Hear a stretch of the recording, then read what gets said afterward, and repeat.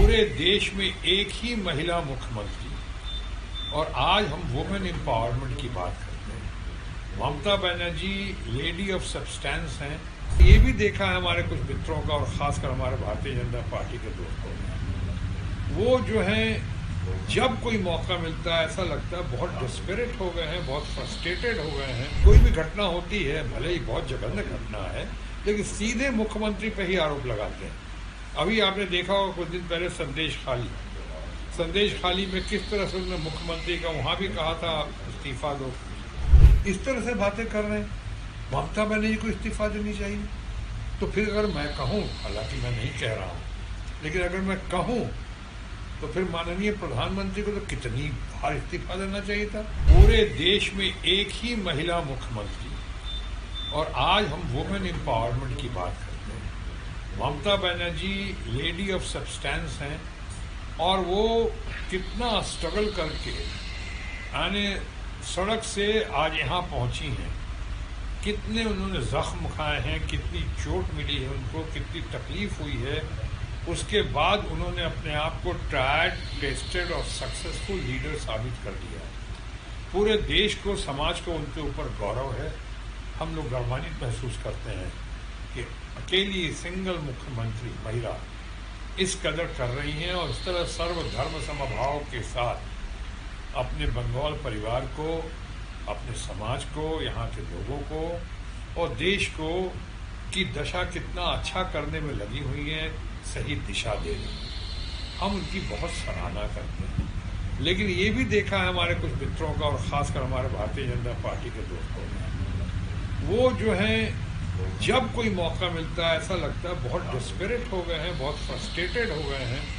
वो हर बार अटैक करते हैं, और डायरेक्ट कोई भी घटना होती है, भले ही बहुत जघन्य घटना है, लेकिन सीधे मुख्यमंत्री पे ही आरोप लगाते हैं।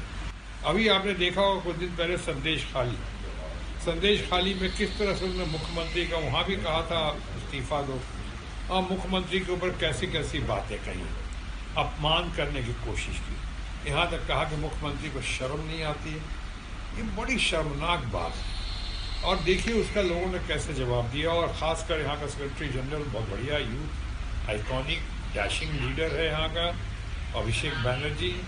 उन्होंने कैसे उनको पर्दाफाश किया, उनके वीडियो के ज़रिए, उनका ऑपरेशन करके, वीडियो ऑपरेशन के ज़रिए कैसे रिकॉर्डिंग करके सारी बातें सामने डाली कि कैसे मिली भगत थी यहाँ के सेंट्रल रूलिंग पार्टी और यहाँ के बीजेपी के कुछ दोस्तों की कारस्तानी थी। ये कारनामा था और ये एक्सपोज हुआ, लोगों को समझ में आ गया।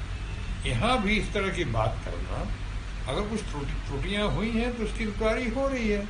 अगर उसकी इंक्वायरी हो रही है, हाईकोर्ट पर फैसला आएगा, सीबीआई उसमें अपनी जांच की रिपोर्ट देगा, उसके बाद बात करें तो ज़्यादा बेहतर होगा। अभी जिस तरह से वो लोग कर रहे हैं, धरना प्रदर्शन करना उनका अधिकार है, जनता का भी अधिकार है, उसमें उनको शिकायत नहीं करेंगे। लेकिन जिस तरह से कहा जा रहा है, ऐसा लग रहा है कि होश कहीं खो गया, सिर्फ जोश को सामने लेके लाया जा रहा है। इस तरह से बातें कर रहे हैं। ममता बनर्जी को इस्तीफा देनी चाहिए। तो फिर अगर मैं कहूँ, हालांकि मैं नहीं कह रहा हूँ, लेकिन अगर मैं कहूँ तो फिर माननीय प्रधानमंत्री को तो कितनी बार इस्तीफा देना चाहिए था। वो हाथरस के इंसिडेंट के बाद हमने तो उनका इस्तीफा नहीं मांगा था। वो कठुआ का जो किस्सा हुआ था इतना दर्दनाक, उसके लिए तो हमने नहीं मांगा था माननीय प्रधानमंत्री से इस्तीफा। तो उनके लोग कहीं घूम फिर के अधिकारी की बात नहीं करते हैं, ऑफिशियल्स की बात नहीं करते, सीधे कहते हैं ममता जी, चूँकि महिला मुख्यमंत्री है अकेली। और एक तरफ आप बात करते हो वुमेन एम्पावरमेंट की। मैं समझता हूँ ये ज़्यादती है, यह अन्याय है, और इस अन्याय और ज़्यादती के खिलाफ ममता बनर्जी लड़ने में बहुत सक्षम है, और हमेशा की तरह जैसे मैंने कहा ट्राइड, टेस्टेड और सक्सेसफुल है। यहाँ भी वो कामयाब होंगी। ये सिर्फ मेरा विश्वास ही नहीं है, बल्कि मेरा संकल्प भी है, और साथ ही साथ